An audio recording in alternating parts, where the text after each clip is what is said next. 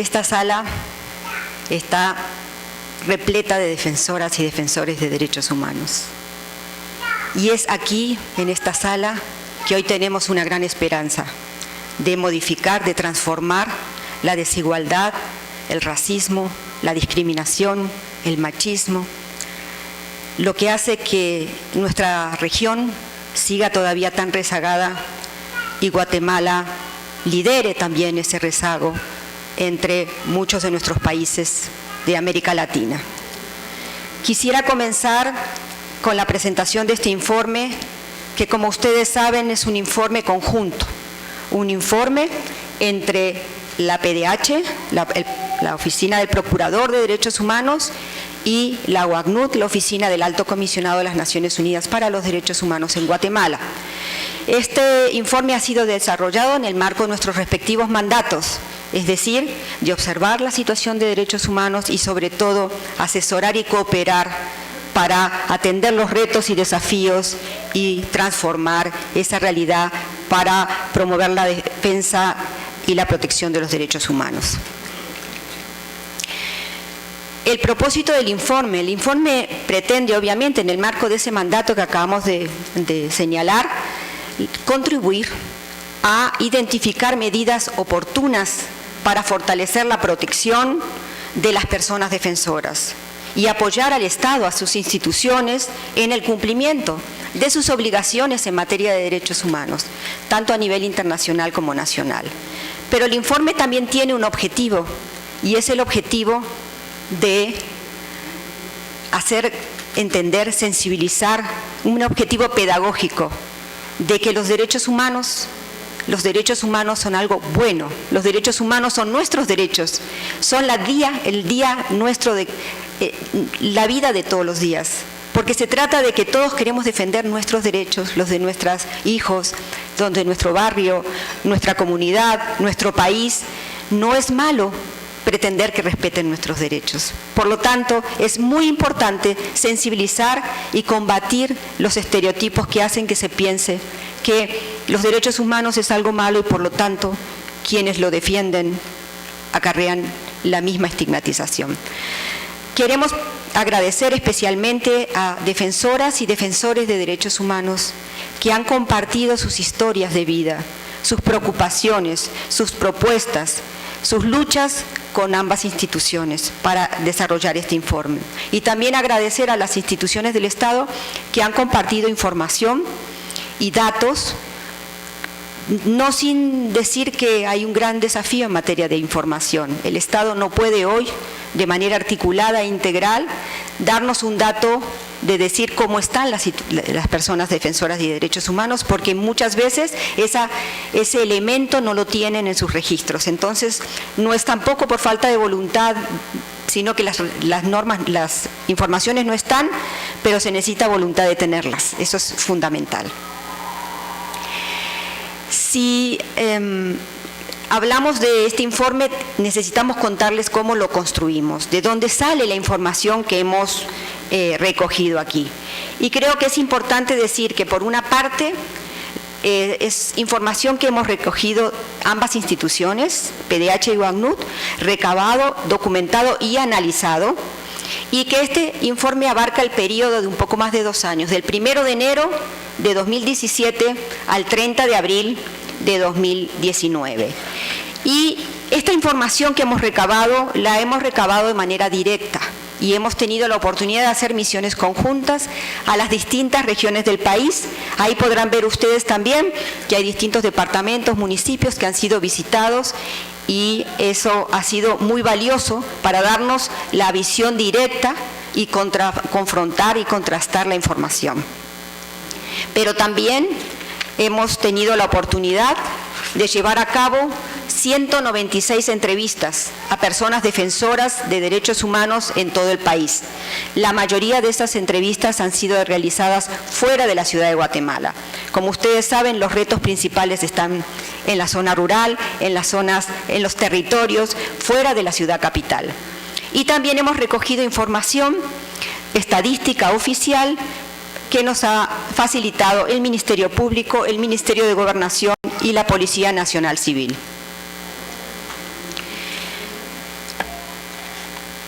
Antes de comenzar a describir la situación que relata el informe y que analiza el informe, quisiera empezar por una pregunta esencial. ¿Quiénes son las personas defensoras de derechos humanos? ¿A quiénes nos estamos refiriendo? Porque hemos tenido situaciones en las cuales en las visitas, en nuestras entrevistas, en nuestro trabajo, hemos tenido la oportunidad de tener reuniones con autoridades y funcionarios y funcionarias públicas en distintos lugares del país y hemos sido sorprendidos con respuestas como, por ejemplo, no, es que aquí no hay defensores. En esta zona, en esta región, no hay defensores ni defensoras. Entonces, evidentemente, hay un problema fundamental de incomprensión de qué son los derechos humanos y qué significa ser defensor o defensora de derechos humanos.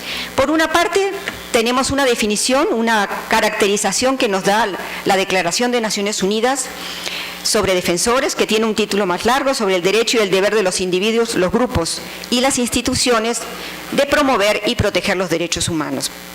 Lo que nos dice es que cualquier persona que individual o colectivamente promueva y procure la protección y realización de los derechos humanos y las libertades fundamentales en el plano nacional e internacional son defensoras y defensores de derechos humanos. Aquí podemos encontrarnos varios de nosotros y nosotras. Todas y todos queremos que nuestros derechos sean respetados. Y todas muchas veces ejercemos el reclamo para asegurar que el derecho sea respetado y salimos también en nombre de otras personas porque consideramos que es justo. Lo que define una persona como defensora o defensor no es pertenecer a una organización, una ONG, o no es tener un título determinado. Se define por las acciones que realiza en defensa de los derechos humanos. Y de esas personas estamos hablando en el informe, conjunto con PDH y OACNUR. También, por este mismo objetivo pedagógico, queremos destacar y destacamos en el informe que las personas defensoras cumplen un rol fundamental para la construcción y consolidación de la democracia, la paz, el Estado de Derecho. Las personas defensoras no solo denuncian violaciones, las personas defensoras sobre todo construyen, hacen propuestas, visibilizan situaciones, dan la voz de quienes no tienen voz, hacen propuestas de políticas públicas, viven los derechos y dan oportunidades a otros también de vivirlos. Entonces tienen un rol fundamental. No existe una democracia real si no hay la posibilidad de expresar y de actuar en la defensa de los derechos de todas las personas.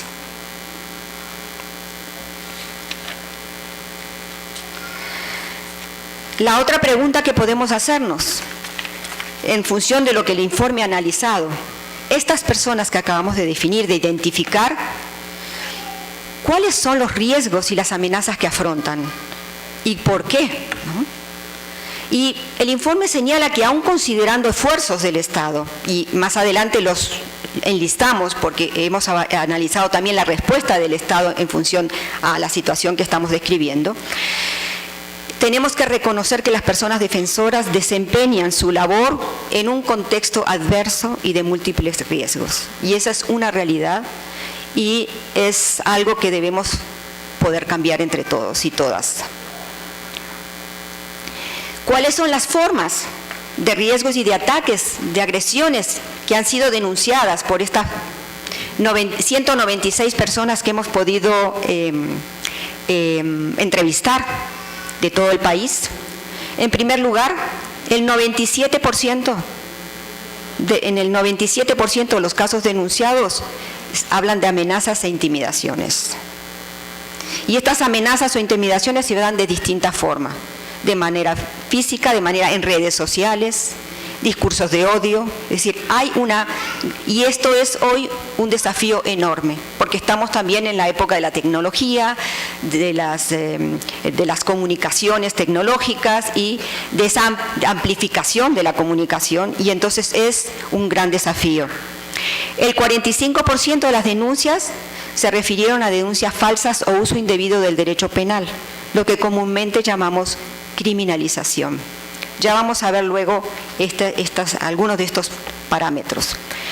La estigmatización y difamación. Aquí vemos ya directamente a través de las redes, a través de los comentarios, a través de desacreditar la palabra, la vida, la integridad de las personas, estigmatización y difamación. Los defensores y defensoras de derechos humanos son delincuentes. Los defensores y defensoras de derechos humanos defienden a los delincuentes. Esa es la forma de difamar, de estigmatizar, y por eso hay algunos de los funcionarios que nos decían, aquí no hay defensoras y defensores.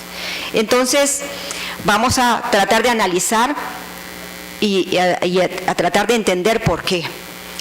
También el 16% nos narró ataques contra la vida e integridad física, el 16% también seguimientos o vigilancias de distinto tipo y el 3% violencia sexual. Ahora yo quisiera hablar un poco de estas cifras. En primer lugar, son cifras de un subregistro total. Estamos hablando de unas informaciones que hemos podido recoger en este periodo. Pero lo que tenemos que reconocer es que la mayoría de las agresiones no son denunciadas. Y en el caso de violencia sexual, que vemos ahí un pequeño 3%, con más fuerza todavía. Eso no es un espejo de la realidad. Es simplemente un parámetro de que hay muchos casos, pero definitivamente hay muchos más que lamentablemente no podemos visibilizar, porque la situación de amenaza, de temor, de desconfianza hace que la gente no denuncie. La impunidad que hace que cuando se denuncia no pasa nada, la gente dice ya no denuncio. Entonces definitivamente son cifras que nos hablan de un escenario que hemos podido cubrir, pero que definitivamente no representan la totalidad, la universalidad de los casos de la situación en Guatemala. Aquí tenemos que recurrir a un dato de UDEFEGUA, puesto que no tenemos del Estado ese tipo de informaciones, pero sí nos preocupa mucho. En 2017 se contabilizaron 13 asesinatos de defensoras y defensores de derechos humanos. En 2018 se duplicó. Estamos hablando de 26, lo que sería equivalente a una persona defensora asesinada cada 2 semanas en Guatemala. ¿Qué habrá pasado el año pasado para que esto se acentuara? Es preocupante y vamos a ver que cuando vemos los mecanismos del Estado y la respuesta, cómo se debilitaron muchos mecanismos, vamos a ver que ahí se explica también esta subida de mecanismos de diálogo que se fueron debilitando, políticas públicas, cambios en el Ministerio de Gobernación. Todas esas situaciones han sido una contribución a una situación más adversa todavía para defensoras y defensores de derechos humanos. El 86% de las personas entrevistadas ha sufrido, nos dijo, por lo menos un ataque o amenaza de estas 196 personas. El 58% de estas 196 personas entrevistadas fue víctima de múltiples formas de ataques, es decir, en más de una ocasión y de diferentes tipos de ataques.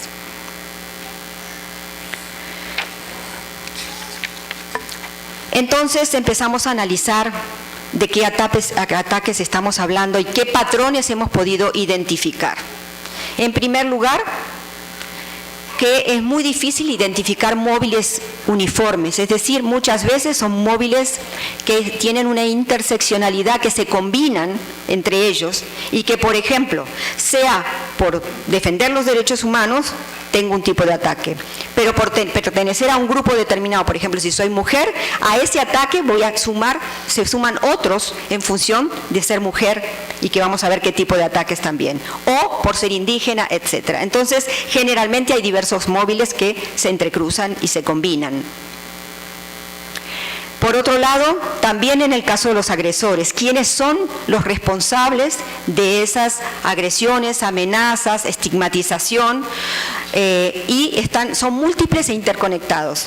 A veces son funcionarios públicos, o sea, son actores estatales, a veces son no estatales, sector privado, actores comunes de la sociedad o crimen organizado. Y en muchos casos hay una connivencia y una combinación de un actor y otro, sobre todo cuando estamos hablando fundamentalmente fuera de la ciudad capital, en los territorios.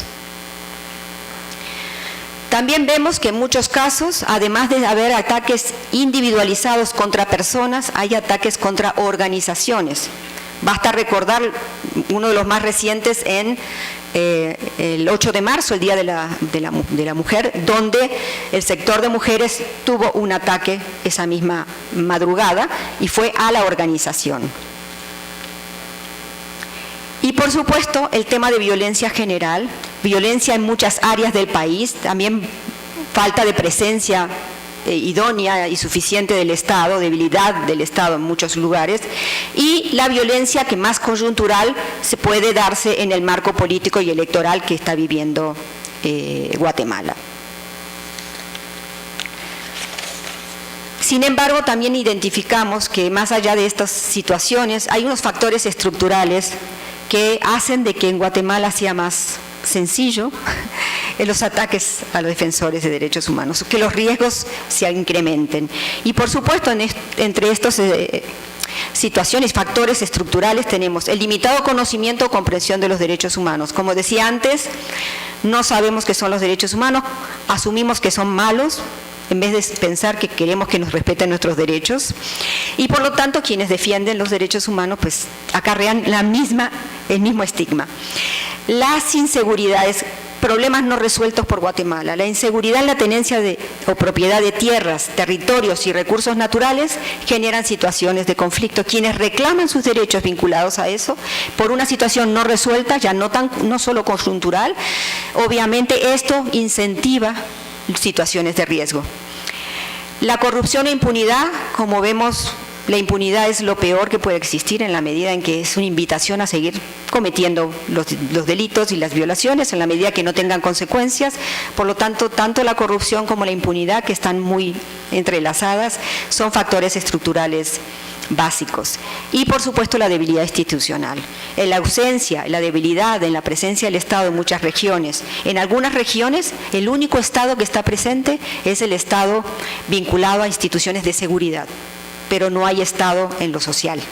Y por lo tanto, esa situación hace de que muchas veces se consideren cuestiones como de seguridad o incluso penales, en realidad, sin entender que son problemas sociales que deben ser resueltos con políticas públicas y con presencia del Estado. Pero una situación que es central y que verdaderamente es una de las que más nos preocupa y que está vinculada con lo que acabo de señalar, es la criminalización, el uso indebido del derecho penal. Como decía, tenemos en Guatemala alrededor del 60% de personas en situación de pobreza. Cuando hablamos de pueblos indígenas, mucho más del 70%, sube al más del 70%. Esas personas reclaman derechos. Y entonces, ¿cuál va a ser la respuesta del Estado? El Estado debe poder responder con políticas públicas, con acciones concretas, pero lo que está pasando es que esos reclamos son judicializados y la discriminación que vive Guatemala se refleja en esta situación. Un fiscal o una fiscal, un juez o una jueza, muchas veces está atravesada por esa misma discriminación, donde depende quién está enfrente de esos casos, tiene una respuesta distinta.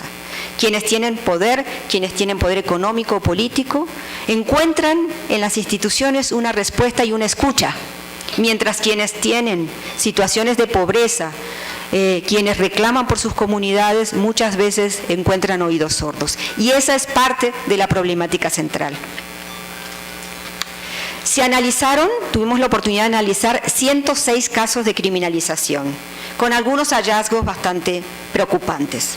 En primer lugar, situaciones donde se identifican a líderes y lideresas, en particular líderes indígenas, presuntamente para debilitar sus movimientos de defensa de derechos humanos. Aquí tenemos, por ejemplo, casos de líderes capturados al salir de mesas de diálogo con la institución agraria, donde al salir ya los detienen. Entonces estamos hablando de que un mecanismo que debería ser construcción entre Estado y sociedad civil para encontrar respuestas, termina siendo un mecanismo que la gente ya desconfía y no quiere ir. Entonces perdemos una gran oportunidad de resolver a través del diálogo y a través de acuerdos situaciones que son acuciantes en el país. Muchas veces el hecho de identificar a un líder o una lideresa, en algunos casos nos decían incluso por ser intérprete en un caso. Al ser intérprete ya termina siendo responsable de una violación, asociada a la situación. Entonces, líderes y lideresas, y vemos casos de persecución judicial en las que la persona no es individualizada, no puede asegurarse que estuvo en el lugar de los hechos, pero como es vista como líder de X comunidad, es la que va a ser acusada muchas veces y al mismo tiempo obviamente debilita a su comunidad y a los reclamos que tiene la comunidad o la organización. Por otro lado, el involucramiento de actores no estatales.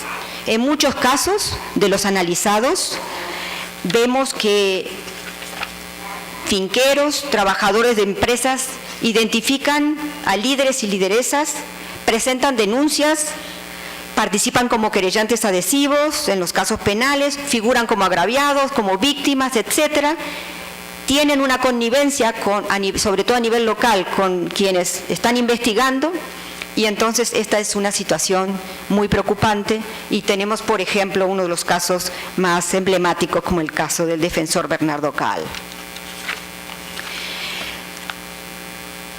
Problemas en el acceso a justicia independiente e imparcial, por lo que decía, para tener una justicia independiente se necesita combatir la discriminación, porque más allá de los intereses, de la corrupción o de las cosas que puedan suceder en algunos casos, también está atravesado por esa discriminación donde hay una mirada discriminatoria de quien reclama. Cuando es un actor de poder político o económico, muchas veces las instituciones escuchan mucho más fácilmente y más rápidamente esos reclamos que cuando son sectores de comunidad afectada. Y muchas veces hay una preocupación por la parcialidad, la posible cooptación de actores del sistema de justicia, especialmente a nivel local. Y esto se ha dado mucho donde hemos visto que sistemáticamente son los mismos jueces y los mismos fiscales que recurrentemente abanderan esas conductas. Por ejemplo, en el caso de Alta Verapaz e Izabal, en estos departamentos. También el caso de la detención de defensoras, de personas defensoras, porque la detención tiene una situación donde se identifican para detener a las personas uso desproporcionado de la fuerza, la falta de presentación de órdenes de aprehensión, capturas por policías vestidos de civil o por agentes privados de seguridad. Eso fue el caso, por ejemplo, de Eduardo Bin. Hemos tenido casos donde nos denuncian que una persona ha sido detenida, llamamos a la policía nos dice que no tiene conocimiento y al poco tiempo sí nos confirma que lo tiene porque alguien se los entregó, pero entonces en el medio hubo una detención de personas de civil. Y por supuesto un tema que venimos trabajando desde hace mucho tiempo. La aplicación sistemática de la prisión preventiva es un problema en la región y es un problema en Guatemala. Y sobre todo quienes más sufren son las personas sin recursos. Son las personas que sufren esta discriminación ante los sistemas de justicia.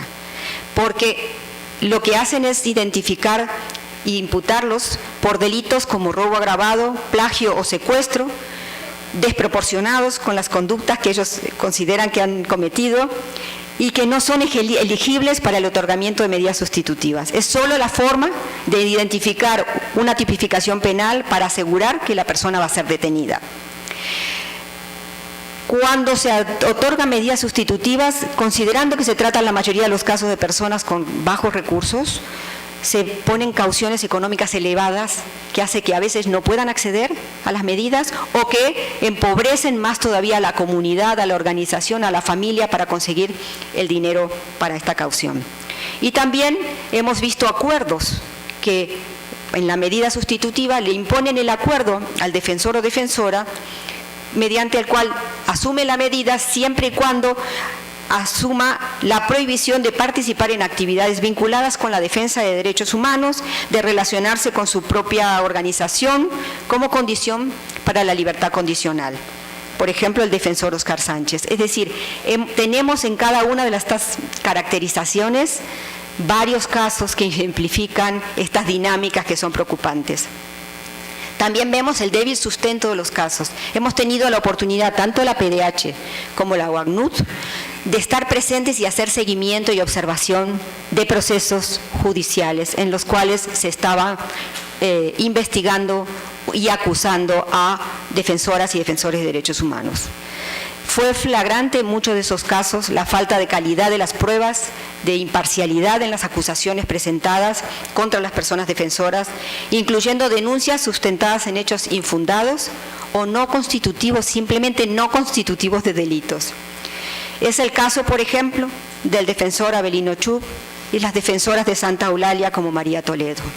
El informe nos da constantemente esas miradas de preocupación, pero también casos concretos, y esos casos concretos agradecemos una vez más por la confianza de las defensoras y defensores por haber compartido esa información.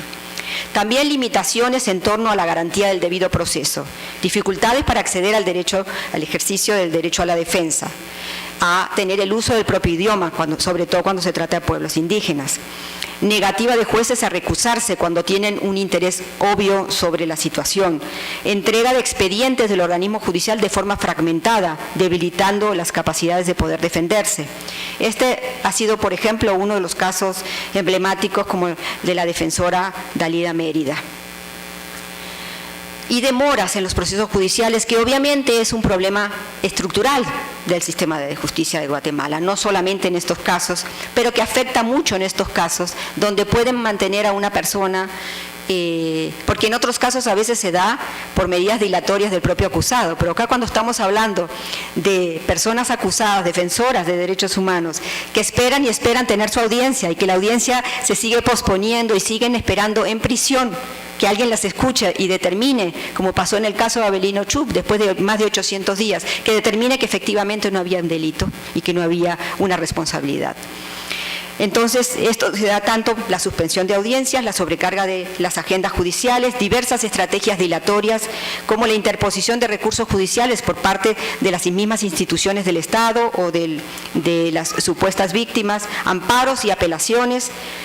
Esto ha sido el caso, por ejemplo, de los defensores pescadores del Estor, en Izabal. Ahora nos preguntamos cómo impacta, es decir, este tipo de acciones y estas situaciones, qué consecuencias tienen en las personas defensoras de derechos humanos. Y ahí sí tenemos que señalar que hay tres niveles de impacto. A nivel individual, obviamente, a nivel familiar, impacta definitivamente a las familias, y a nivel colectivo. Esto impacta ¿cómo? Pues silenciándolas, bajando el perfil por temor, estigmatización, evidentemente. Hay casos donde señalan que las mujeres o las niñas y los niños no los acusan en la escuela, que su papá es criminal, etcétera. Impacto sobre la vida, integridad y salud física y emocional. Impactos económicos, porque muchas veces la persona pierde sus ingresos y la familia se impacta también, no pueden ir a la escuela, etcétera. Desplazamientos forzosos o en algunos casos también confinamiento. ¿Por qué? En algunos casos por las amenazas tienen que desplazarse, y en otros casos confinamiento porque la mayoría, hay algunas de las comunidades donde la mayoría de los adultos tienen órdenes de captura. Entonces, evidentemente, tienen que quedarse ahí porque tienen temor que los capturen, e incluso eso afecta a veces a niños y niñas que no pueden ir a la escuela. Y, por supuesto, la ruptura del tejido social, en algunos casos, conflictos, debilitamiento de liderazgos, etcétera.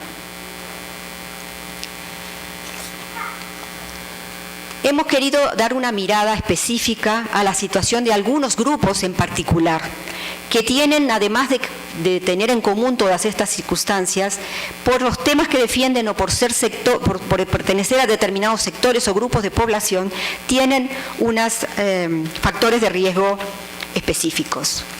En primer lugar, por supuesto, los pueblos indígenas. Sabemos que todo el tema de defensa de derechos individuales y colectivos, tierras, territorios, recursos naturales, libre determinación, participación política, derechos culturales, todas estas acciones de reclamar derechos terminan siendo consideradas delitos. Y el problema aquí es muy grave, porque si se quiere combatir el 60% de exclusión mínimo de población en situación de pobreza, o más del 70% de la población indígena en situación de pobreza, se necesita escuchar los reclamos de poder acceder al agua, a la alimentación, a sus tierras, a sus recursos naturales, a su cultura. Entonces, definitivamente, esa es la gran encrucijada. Conflictos relacionados con la toma de decisiones locales y el control de recursos comunales, a veces incluso cuestionamiento de liderazgos indígenas por parte de COCODES o de instituciones a nivel local y regional, y el contexto de proyectos mineros, hidroeléctricos y agroindustriales sin la necesaria consulta y consentimiento de los pueblos y comunidades afectadas, que genera e incentiva situaciones de mayor violencia, conflictividad y desconocimiento de derechos. También miramos el caso de las mujeres. Y en el caso de las mujeres, defensoras mujeres, miramos tanto las defensoras mujeres de los derechos de las mujeres como las defensoras mujeres en general. En cualquier circunstancia, las mujeres, o incluso a veces las periodistas, etcétera, por ser mujeres, por su condición de mujer, reciben cuestionamientos y ataques adicionales y específicos. Ataques con causas multidimensionales, por los temas que defienden, supongamos derechos sexuales y reproductivos, etcétera, por desafiar los roles tradicionales de género en la sociedad y por machismo. Formas de ataque específicas como amenazas misóginas, agresión sexual, difamación y estigmatización sexista y ataques basados en estereotipos de género. Uno de los casos muy comunes es la difusión de rumores sobre comportamientos sexuales o sobre su idoneidad como madres. Muchas veces a las mujeres las amenazan mostrándole la foto de los hijos, etcétera. Son amenazas específicas que reciben las mujeres que no necesariamente le hacen a los hombres. Entonces es muy importante. Y amenazas en contra de sus familias, especialmente de sus hijos, han provocado situaciones de mujeres que han tenido que dejar comunidades, que han tenido que abandonar sus familias, por el cuestionamiento que deberían estar atendiendo a sus hijos y no defendiendo derechos, ¿no? Entonces hay situaciones muy, muy preocupantes en relación con las mujeres y en algunos casos estigmatización, mujeres víctimas de violencia sexual que luego vuelven a sus comunidades y que son cuestionadas supuestamente por la vida libertina que han tenido cuando han sido víctimas, ¿no? Y entonces ahí vemos el gran avance en Guatemala a partir de la sentencia de las abuelas de Sepulsarco, que son un ejemplo y que deberían hacernos reflexionar de estas situaciones inaceptables de violencia contra las mujeres y la violencia sexual también en particular. También las personas defensoras LGBTIQ, porque efectivamente una sociedad que está muy conservadora y que no acepta, que cuestiona más el amor que el odio. Entonces, lamentablemente, hay discriminación y violencia por su orientación sexual e identidad de género y por los temas que defienden, de igualdad, de diversidad. Los prejuicios contra esta población y la falta de sensibilización o capacitación de los funcionarios o funcionarias del Estado dan lugar a deficiencias en el registro, muchas veces no figuran, entonces no se sabe que la víctima fue una persona perteneciente a este sector, por la falta también de investigación y de impunidad. Los casos llegan y quedan a veces ni siquiera se consideran importantes de investigar algunas. Y hemos visto este año también un aumento de estos casos en los cuales algunas de las defensoras o defensores, personas LGBTIQ, que han sido asesinadas y que hay una inscripción en su cuerpo donde se muestra que el objetivo del asesinato fue efectivamente castigarlos por su pertenencia a este grupo. Periodistas, por otro lado. Ustedes saben que los periodistas son un medio fundamental para ejercer un derecho humano como es la libertad de expresión, pero también una herramienta para permitir a la población el acceso a la información, el formarse una opinión y al mismo tiempo como testigos públicos y poner a la luz pública muchas violaciones de derechos humanos, denunciarlas, visibilizar necesidades y situaciones. Periodistas que publican información en ese sentido que muchas veces puede afectar intereses de grupos económicos, de poder político y de crimen organizado. Y hay una especial preocupación por periodistas a nivel local y muy en particular también el informe los destaca la situación de las radios comunitarias. Víctimas de intimidación, de amenazas, de robo de equipos, de hackeo, de redes sociales, actos destinados a mermar su credibilidad, porque evidentemente la fuerza que tienen es la credibilidad y la información que transmiten. Al ser atacados en su credibilidad, debilitan toda la acción pública que pueden hacer y el valor que tiene para una democracia. Y esto genera también autocensura por temor, censura específica y cerco económico en algunos casos donde las empresas o la publicidad estatal es limitada a los medios de comunicación por ser demasiado críticos, entonces tienen que bajar ese perfil. Pudimos registrar, según lo que nos comenta el Ministerio Público, 124 denuncias en 2017 y 89 en 2018. Sin embargo, nos consta que hay un gran subregistro, sobre todo porque la inacción o la acción poco efectiva en la respuesta del Estado hace que ya nos han dicho gran parte de los periodistas y las periodistas que dejan de denunciar. No confíen en la respuesta, no tienen expectativas de que se solucione y tienen temor también de visibilizar más su situación. Además de los periodistas, quisimos dar una mirada específica por el rol fundamental que tienen en la defensa de derechos y en la protección judicial las personas defensoras en el sistema de justicia. Jueces, juezas y abogados que trabajan de manera independiente para la efectiva administración de justicia son personas defensoras de derechos humanos, que defienden individual o colectivamente derechos y a veces defienden colectivamente también el derecho a la independencia judicial. Sufren ataques y represalias que tienen como objetivo afectar la independencia y la integridad, denuncias espurias, uso indebido de mecanismos disciplinarios internos, controles administrativos y de proceso penal y uso malicioso de figuras legales como el antejuicio. También el uso de medios de comunicación y redes sociales para estigmatizarles y desacreditar sus decisiones. Evidentemente, y lo mismo que con los periodistas, el desacreditar la credibilidad de un funcionario del sistema de justicia o una funcionaria evidentemente debilita la decisión que pueda tomar y el respeto de esa decisión. En este caso, el informe destaca muy en particular la situación de fiscales de la FESI, de la Unidad de Conflicto Armado, la Fiscalía de Derechos Humanos, juzgados, los jueces y juezas de juzgado de mayor riesgo y también casos de magistradas y magistrados.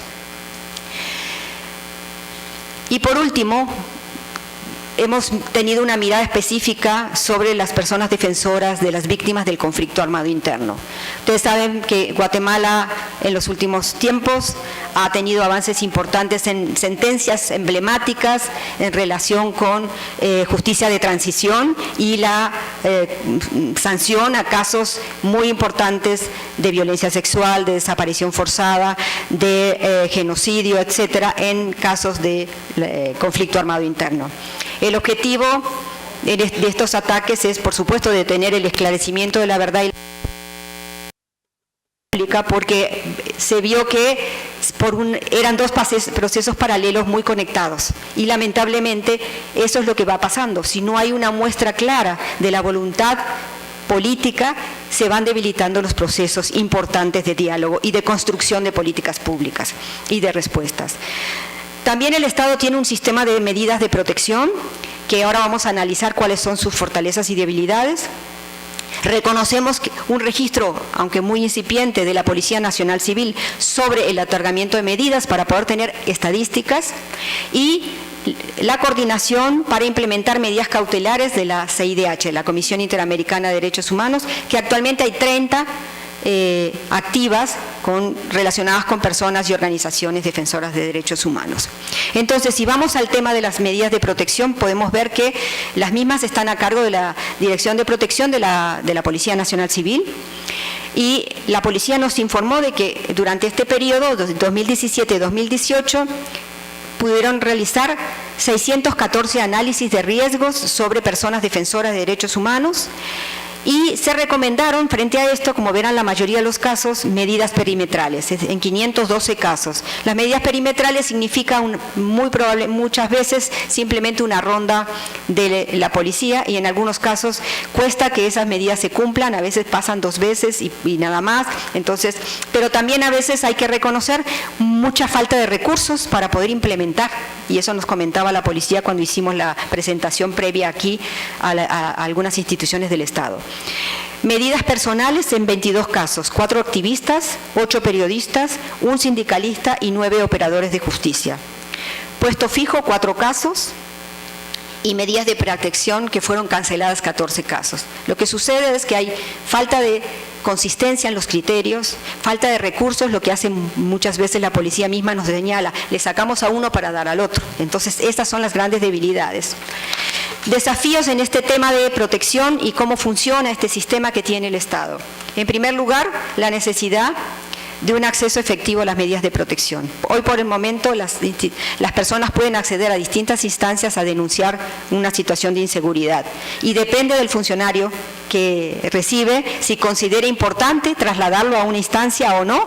Entonces no hay un criterio y un procedimiento consistente. También contar con una metodología estandarizada para realizar análisis de riesgo, para evitar la subjetividad y posibles presiones externas, a este sí y a este no. Entonces es importante tener criterios uniformes. Contar con medidas flexibles en función de las necesidades individuales y ampliar el catálogo de medidas. Y, por supuesto, una debilidad que es una recomendación, pero también es una constatación, y es que ni en el análisis ni en la implementación de las medidas se asegura, se garantiza un enfoque de género y pertinencia cultural.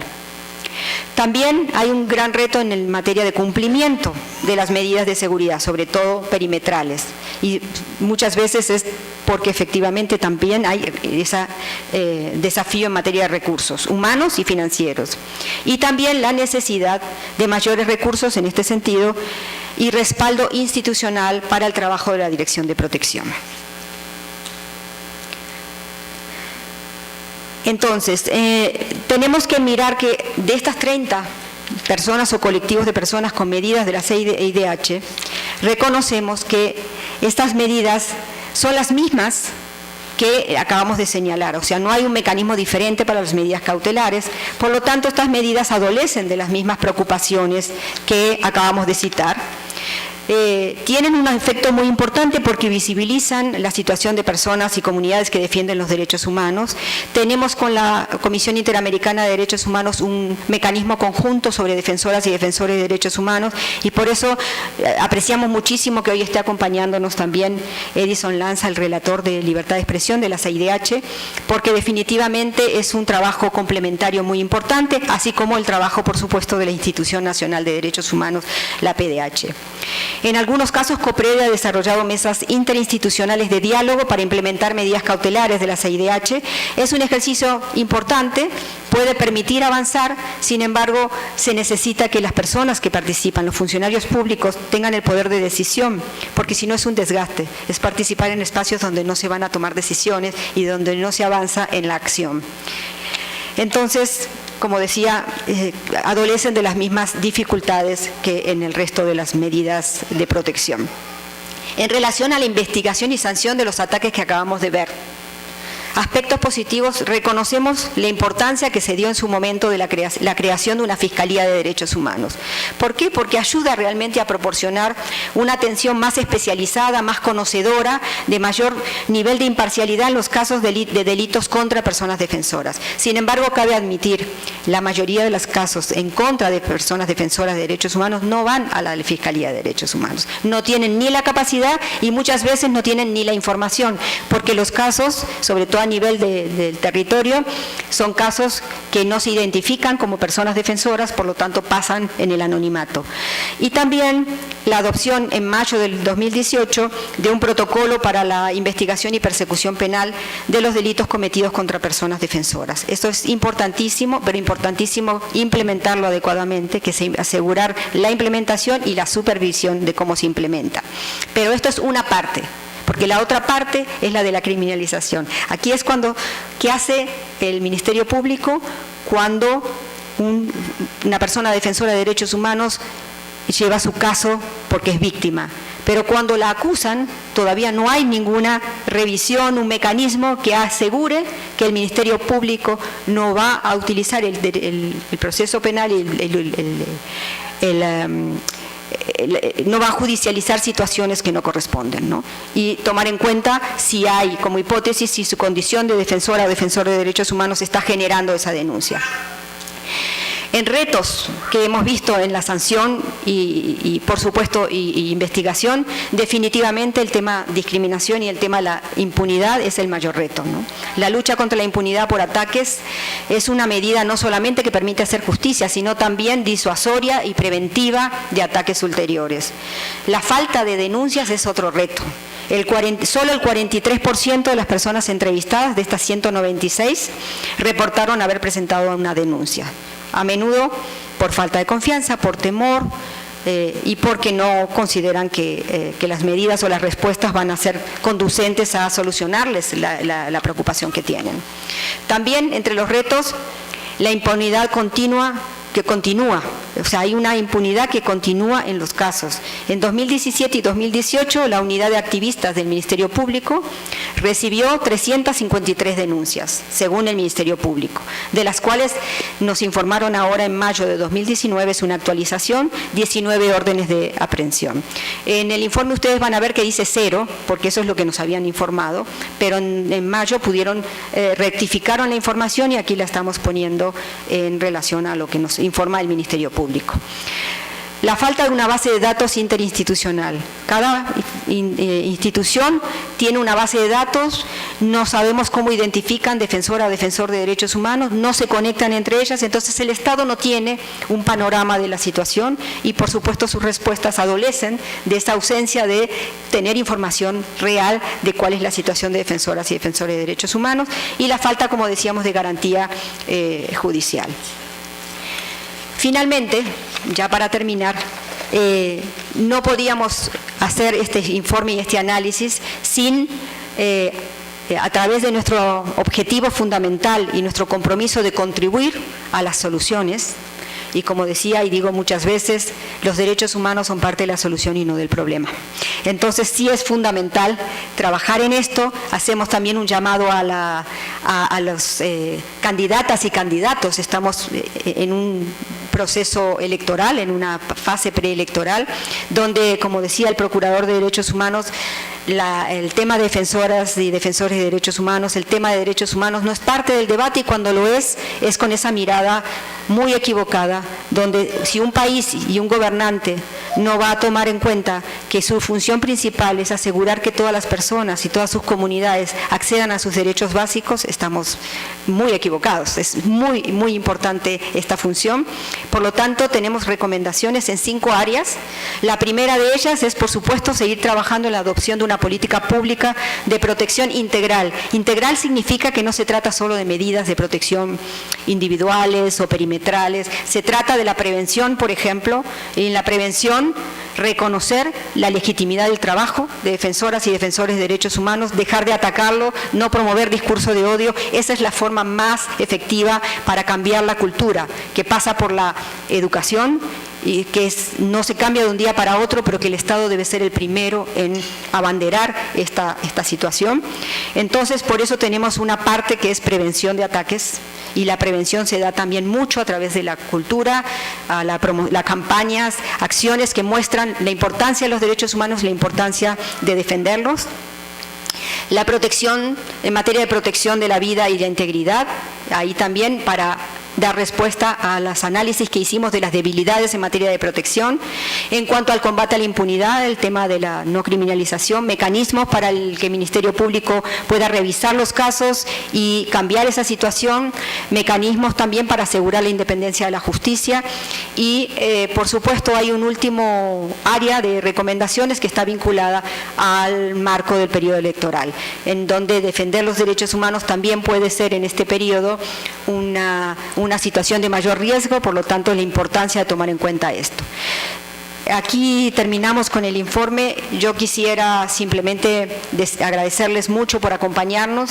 Es un compromiso que tenemos conjuntamente con la PDH y sabemos que tenemos que reconocer a defensoras y defensores de derechos humanos, tenemos que acompañarles, tenemos que trabajar con el Estado.